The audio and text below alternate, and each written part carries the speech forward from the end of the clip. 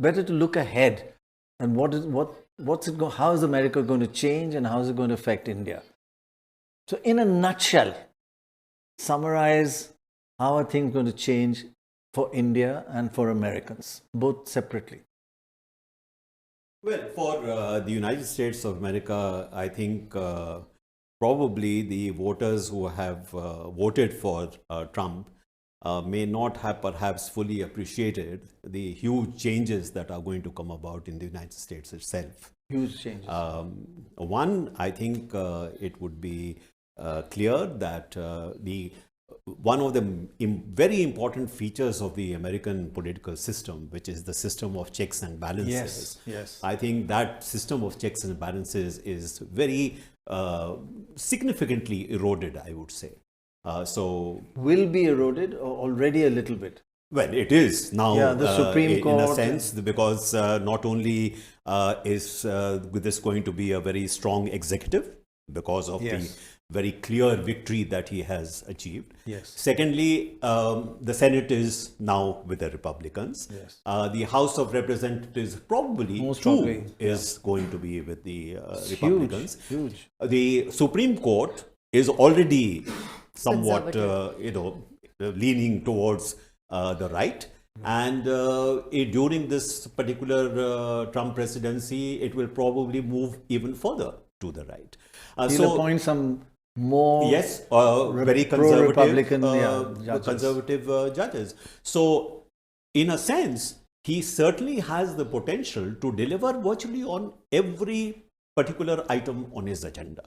So the normal checks and balances, which has been such an important feature of the US political system, that potentially could very dramatically That's change. A huge implication, actually. So one other aspect on that checks and balances, the media. We saw Jeff Bezos saying he will not, Washington Post will not endorse Trump, will not endorse Harris or anybody. Any candidate. First time they've ever done that because he's got other businesses. And there are, much of the media owners have other businesses. Sure.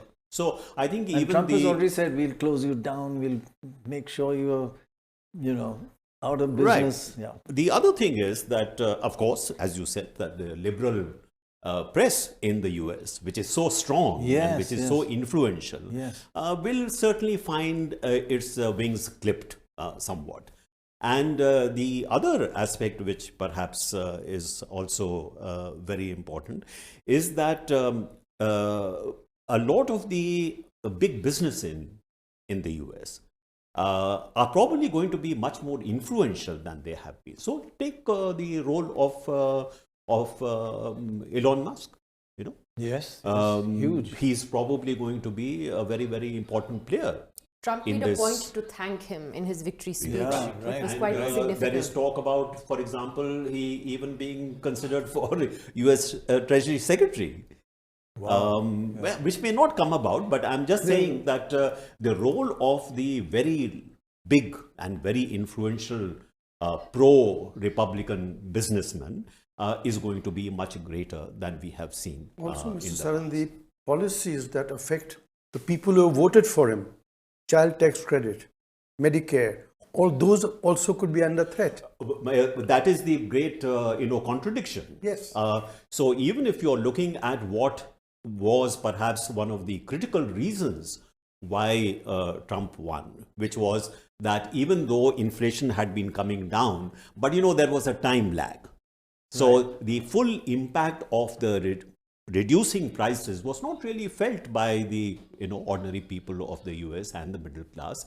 And I think this was very clearly one of the important factors in his being elected. Right. But even if you take just one particular item on his agenda, which is tariffs, if he's going to increase tariffs generally by 10 to 20%, as he has. Just for our viewers, tariffs meaning any imports from other countries. Imports from abroad. They will put a tax on that. Yes, so he has said 10 to 20% across the board.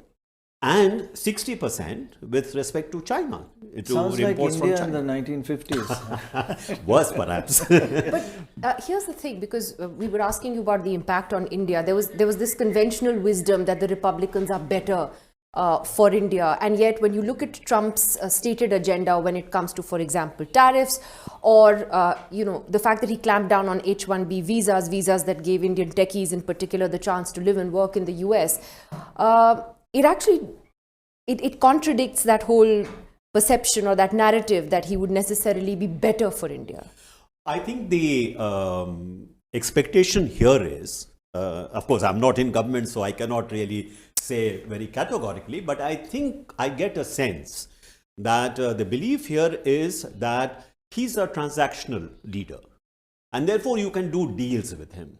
So even if there is this risk of higher tariffs on some Indian exports, or that he would probably, like he did last time, that Harley Davidson, you must. So perhaps there is a sense that maybe if we can do some deals on items which are of great interest to him, we can navigate this not to, perhaps the risk may be a little less. I think we are comparing ourselves to many of his other allies, partners, adversaries, that if we take it in relative terms, we have less to worry about than others do. Right.